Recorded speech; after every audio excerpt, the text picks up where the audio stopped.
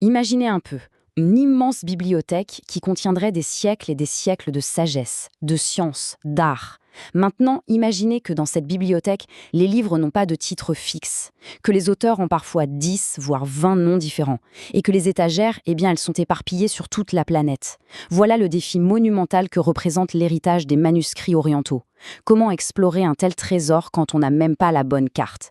C'est la question centrale. Un vrai casse-tête quotidien pour les chercheurs, bien sûr, mais c'est aussi un verrou qui nous empêche, tous, d'accéder pleinement à une partie immense de notre histoire commune. Une question qui paraît toute simple, mais qui cache en réalité une complexité folle. Oui, malgré leur importance capitale, cet héritage intellectuel a très longtemps ressemblé à un véritable labyrinthe. On parle de milliers d'œuvres dispersées aux quatre coins du globe et cataloguées avec des méthodes tellement différentes les unes des autres que ça crée une sorte de grand puzzle dont les pièces ne s'emboîtent pas. Alors, on pourrait se dire, mais pourquoi nos supermoteurs de recherche modernes n'arrivent pas à s'en sortir? C'est ça le paradoxe. Le problème, ce n'est pas le manque d'informations, non, c'est l'excès de désordre. Sans une norme commune, sans standardisation, même nos outils numériques les plus puissants sont complètement aveugles face à ce chaos de données. Pour que ce soit bien concret, prenons deux exemples très célèbres. D'un côté, le grand érudit Ibn Hajar al-Asqalani.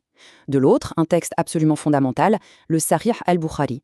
Eh bien, le premier peut être connu sous plus de 10 noms différents, et le second porte lui aussi plusieurs titres. Une seule personne, un seul livre, mais une multitude d'identités numériques éparpillées dans les catalogues du monde entier. Regardez ça. Tous ces noms que l'on voit à l'écran, aussi variés soient-ils, ils désignent une seule et même personne. Une seule!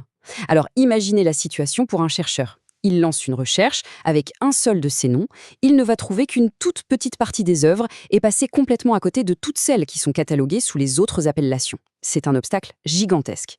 Et la conséquence de tout ça, elle est directe. Des informations cruciales sont tout simplement manquées. Des liens entre les œuvres, les idées restent invisibles. Notre vision de l'histoire intellectuelle, c'est un peu comme un miroir brisé en 1000 morceaux. Elle reste incomplète, fragmentée, on passe à côté de pans entiers du savoir. Heureusement, face à ce défi qui semblait insurmontable, une solution innovante a vu le jour. Un projet extraordinairement ambitieux nommé Al-Araq al-Manchour. Sa mission, mettre de l'ordre dans ce chaos. Et enfin, nous fournir la clé pour déverrouiller cet héritage. La clé de voûte de cette solution, le concept central, c'est la standardisation. Le principe est simple à comprendre, mais son application est colossale. Il s'agit d'assigner une identité numérique unique, une sorte de carte d'identité de référence à chaque auteur et à chaque œuvre. C'est la création d'un langage commun, enfin compréhensible pour les machines et surtout utilisable par les chercheurs du monde entier. Mais attention, il ne s'agit pas juste de prendre de vieux catalogues papier et de les scanner. Araq al-Manchour est bien plus que ça. C'est un véritable architecte numérique.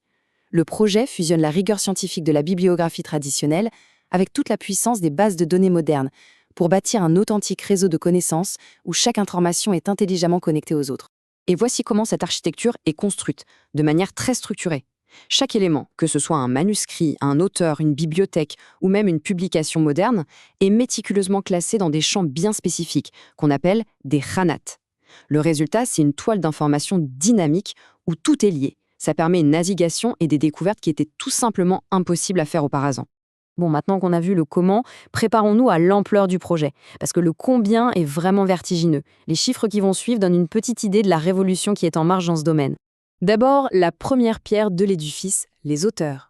Plus de 17 000 d'entre eux ont déjà reçu cette fameuse identité numérique unique, ce qui permet enfin de regrouper l'intégralité de leurs œuvres sous un seul et même nom de référence. Ensuite, le projet tisse sa toile à travers le monde entier. Près de 3000 bibliothèques ont déjà vu leur collection cataloguée.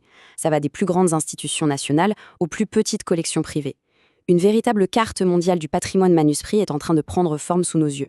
Et bien sûr, au cœur de tout ça, il y a les manuscrits eux-mêmes. Plus de 180 000 copies individuelles ont été documentées. Et chaque entrée est une fiche d'identité ultra détaillée, qui relie le texte à son auteur, à la bibliothèque où il se trouve et à toutes les études qui le concernent. Et tout ça, ce n'est qu'un début. L'objectif final de la première phase du projet est tout simplement monumental, atteindre 1 million de manuscrits catalogués. 1 million!